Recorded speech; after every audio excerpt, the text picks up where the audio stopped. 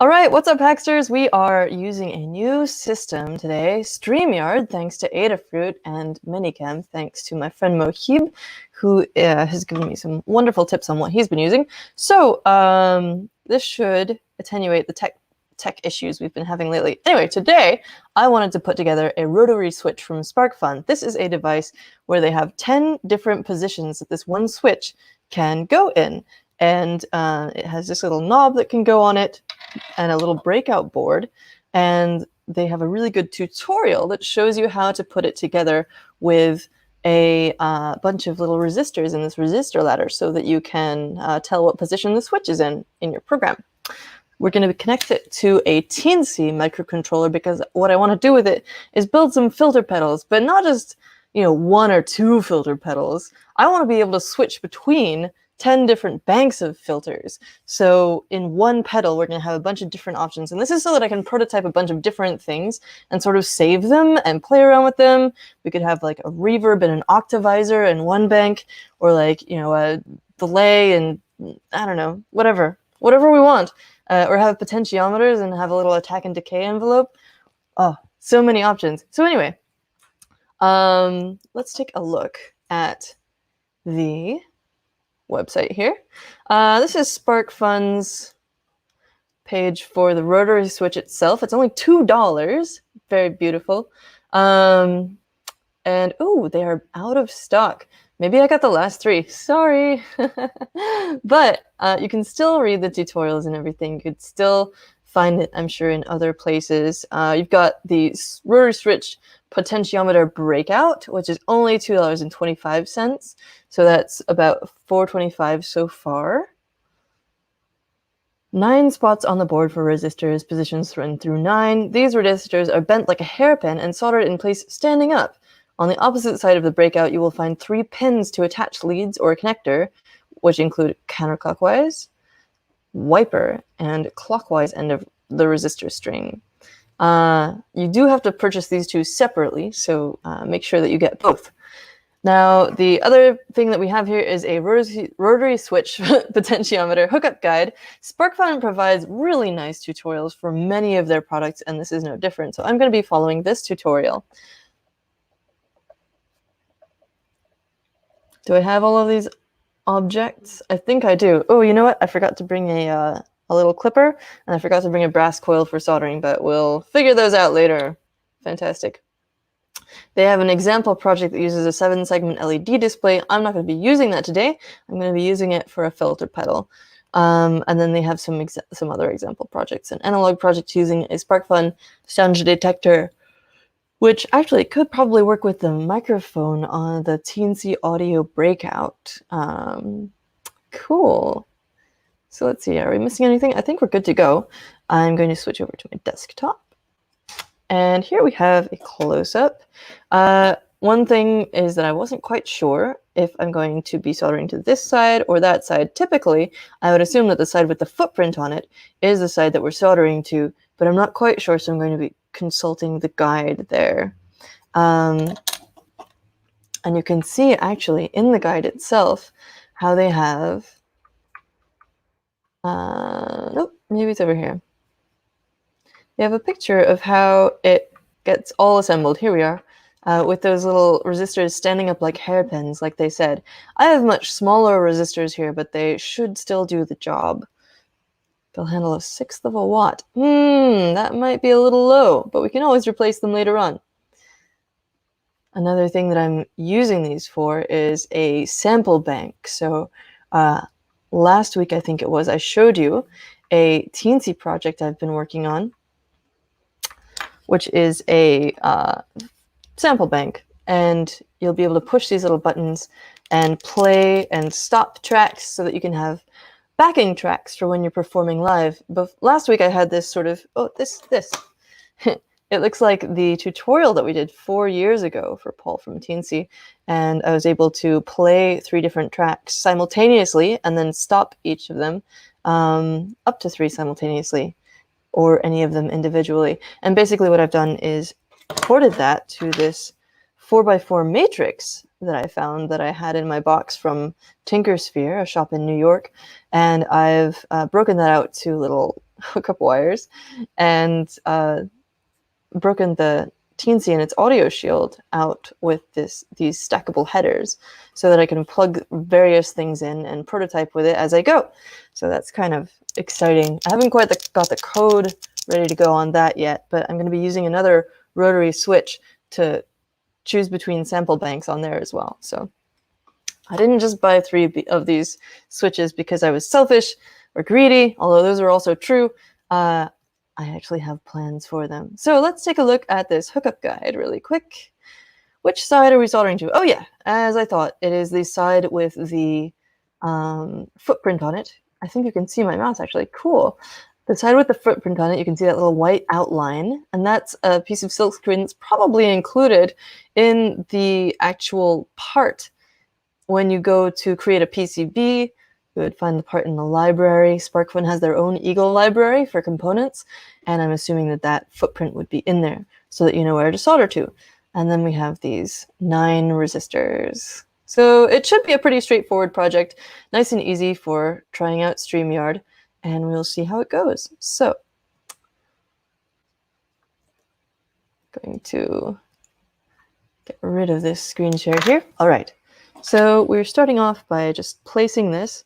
You can see all the pins over here and how you've got a very clear one pin over here, and then that orientation is very obvious. To hold these together, ideally, I would have an alligator clip of some type, like a third hand. I do not have that on hand right now, but what I can do is tack solder. So I can just put a bunch of solder on my iron here. Doop -de -doop. And I can hold this together with my hand, and making sure that I'm not going to accidentally conduct heat through the board or any of the pins and burn myself, I'm going to try and lay that across a solder pad and a pin here and sort of hold that in place. And what that does is it anchors the entire board to the component, or vice versa. And it means that I can sort of then more stably solder some of the other ones in place and then come back to that one and solder it more nicely later on. Having a little trouble getting enough solder on there to do that though, so let's try again. It's kind of a large pin, so it's acting a little bit like a heat sink. Hello! Oh, cool! I can see comments when I'm broadcasting now. So I see hello from David, hello, and excelente from Ernesto. Hola Ernesto, ¿cómo te va? Very exciting. Cool. Okay, so now that's anchored in place, and I can solder the rest of the pins on here, and then I can come back. I'm just gonna like lean this on here. Actually, that works decently well. And then I can come back and do that first connection a little bit more nicely so that it's actually stable.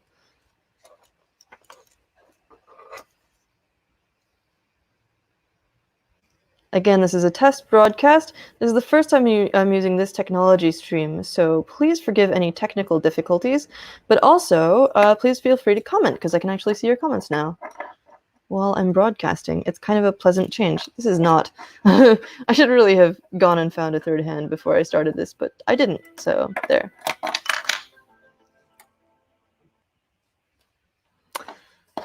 There we are. We live with our choices every day. There we go. That should be a decent angle. Trying to get enough solder onto the iron to make good thermal contact. Oh my goodness. This prop situation is not good. Hello, quarantine and home video. And then once I've got enough on the iron, I can get the pad and the pin heated up and apply the solder from the opposite direction. Come on. I'm using a little TS100 portable soldering iron, which is lovely in terms of being able to sort of break it out wherever. I use it a lot when I'm traveling, but also it is a little bit underpowered. So the highest it goes is 300 degrees Celsius. But these are looking nice. Jordan, yes, I do speak Spanish poorly, so I can read your comments and I can understand them and I can try to respond, pero lamento que no va a ser increíble. Here we go. All right. We're nearly done with these center pins. I'm going to flip this over. If you do speak Spanish, check out one of our recent blog posts. I did an interview with one of our Impact Prize winners from the Secure Everything with Azure Sphere Challenge. And he was willing to do it in English and Spanish. So it was a cool way to sort of branch out a little bit. And I would love to have more multilingual content across our video and blog channels. So look forward to that. Oh, this thing is really straining to get hot enough. Okay, cool. There we go. That's pretty good. Our connections there are fairly solid. I would like to be able to focus a little bit better. We'll get that later on. Fantastic. So it looks like we put the resistors on the top here. What I'm going to do is grab my little tiny carbon film resistors. Look at these, they're so small. They are, again, I think 1/6 of a watt, which is not ideal, especially for audio, but I think they'll be able to do the job for now. Mostly, actually, you know what? I'm not actually piping audio through this. All I'm using this for is to talk to a microcontroller to tell it which samples to pick or which filters to pick. So actually, these might be fine. And I have a ton of them, so we're going to use them. Let's see. Back to the tutorial. How are we going to do this? I think it's pretty straightforward. All we have to do is, yeah, you just do, okay, so put the body, the big part in the front, and then the little end in the back. They've done a really nice thing and lined up all their resistors so that the colors are all going the same way. See how these stripes are all oriented the same? That's pretty. It's not necessary, but it is pretty. So I'm going to try and do that for you. There's always someone who asks. So now we have to decide which side should go up. Okay, I'm going to do it like this. Bend this guy around, make a little hairpin shape, and put it through. Now this means that I will not be able to just rest this on here, which is a little bit annoying, but oh well. Should I put them all through first? I haven't soldered a lot of resistors like this. It seems like a bit of a pain to get them to stay in place. There we go. Well, that's fine. Just do the usual thing that you do with resistors, bending the legs out so that they stay in place. Only this time, it's doing a little bridge shape on the top. That's fine. Okay, we're going to do the rest. I'm going to put down my soldering iron. Doing a video right now. And we're going to bend the rest of these guys. I'm going to, for your benefit, for all of you design sticklers out there, I'm going to do these as with all the colors aligned in the same orientation. You're welcome.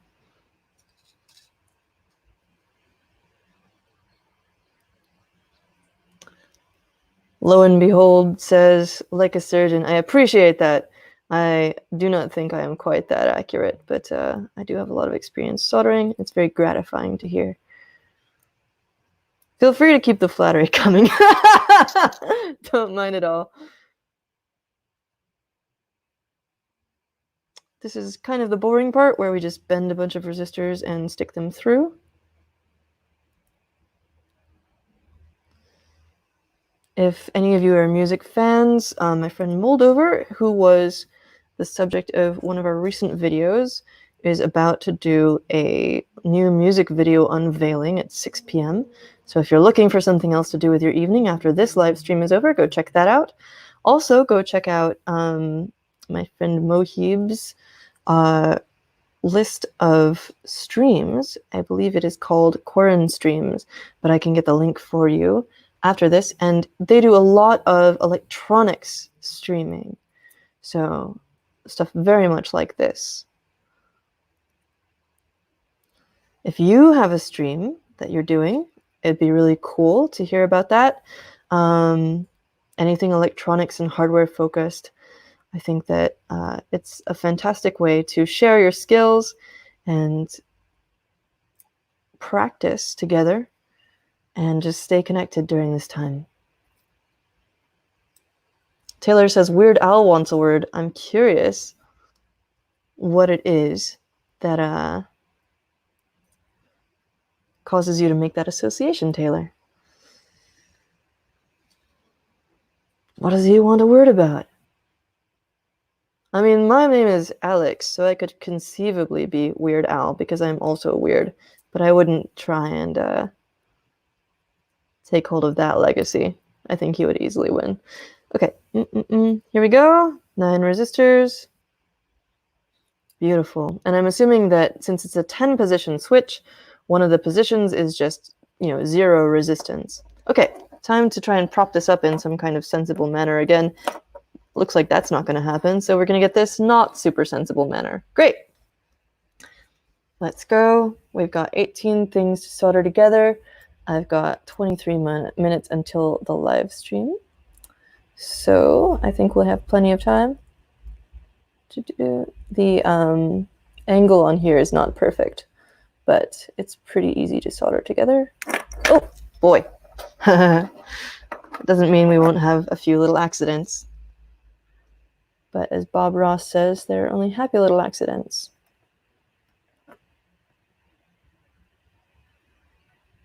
There we go. Some of them are extra happy and extra accidental.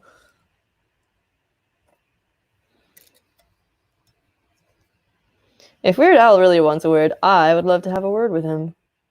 Feel free to send him my way. I know you're joking, but if you're gonna make that claim, you gotta back it up. We're gonna have a little bit better focus and stability on the camera in coming streams. We're still working out the process right now, hence this thing trying to run away from me. You're not gonna get away, stop trying. But yeah, this is working pretty well. I really like being able to see what you're saying and respond in real time. We don't have that wonderful picture-in-picture mode right now, but we'll get that back just as soon as I figure out how. What I do here is this, if you see me sort of pulling the soldering iron off to the right, that's because the way that I like to solder resistors is there's usually a little bit of extra solder on the tip of the iron, and you can get a little peak of solder coming off of the joint, but I like to sort of drag it along the leg of the resistor, and that way it adheres to the leg and it's sort of out of the way, and you don't get those sharp little points on your solder joints. Instead, it's a lot easier to clip off, I think. Oh boy, this is not optimal. But it's coming out okay. It's all about the results, right? Oh, there we go. Now you can see, I can see, hopefully it'll be a little bit more stable. Yes, good. Next time we'll have solid focus. I appreciate y'all bearing with me during this sort of test stream. And we're definitely going to see more of this sort of filter pedal project. Okay, cool. So now what I'm going to do is run off for about 2 seconds and grab a clipper so that I can cut off these extra legs and things. And I'll be right back.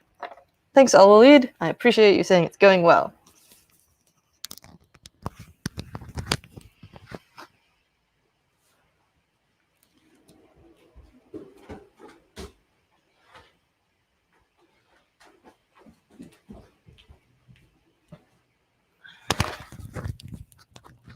All right, Taylor, on YouTube, yes, no, I do not have my helping hands with me right now because I was a little bit flustered preparing for this, if you can imagine.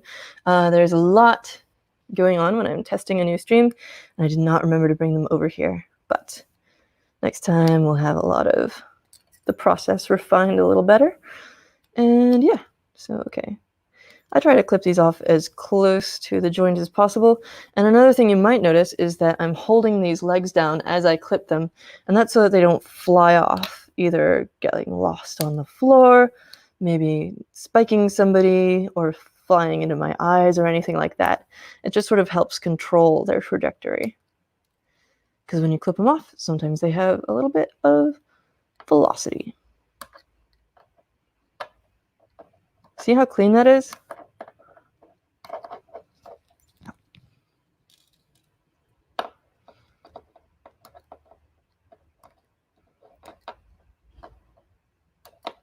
There we go. Okay, I'm actually going to clip this off as well. Beefy. Okay, cool. So here we have the rotary switch potentiometer from SparkFun.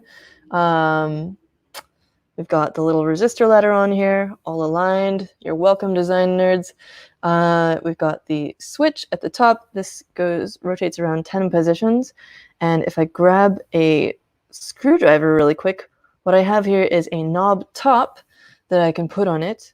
And actually, I'm not going to tighten this down yet, but usually it's got this little set screw in here, you see? And what you would do is put that in alignment with the flat side on the switch, and then you'd screw it in, and it comes through here and basically pushes into that void in the knob, and that helps it stay stable.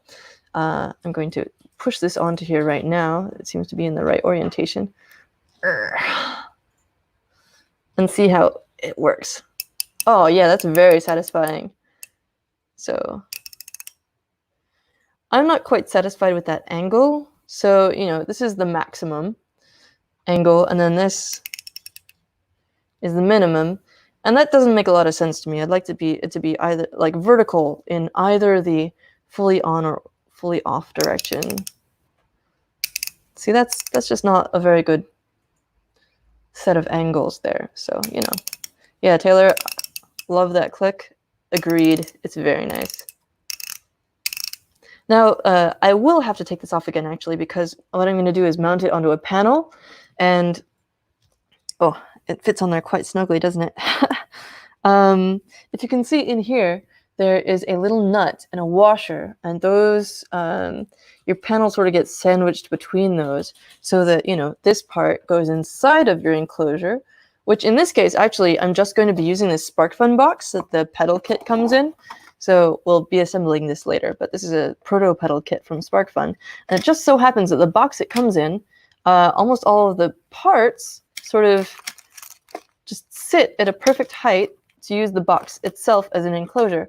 And this will also work that way. If you see the, if I panel mount it, treating the top of the box as the panel, it has plenty of space for the electronics underneath, and it'll sit right on the top there. And it's a very nice size and shape of box, such that it's sturdy enough, it's small enough that it's very well supported by the sides, but it's large enough that it'll fit this entire pedal, and I can put a bunch of different components on it. And the fact that it's cardboard means that I can easily prototype with it. And once I'm ready to have a more permanent pedal setup for effects, I will make something laser cut or out of a different material that'll be a little bit more sturdy.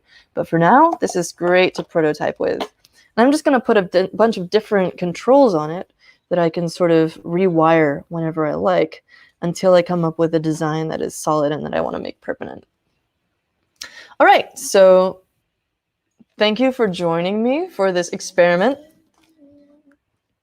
The alarm's going off. Thank you for joining me for this experiment. I think this is going to work out quite nicely. And I'm sorry we had those weeks of flickering backgrounds. And no longer will we have that. We're moving on to a brighter era. And now I can actually see what you're saying to me, which is fantastic. I'm excited. We're all excited. It's great. It's Friday. Go enjoy your weekend. And as always, hack on.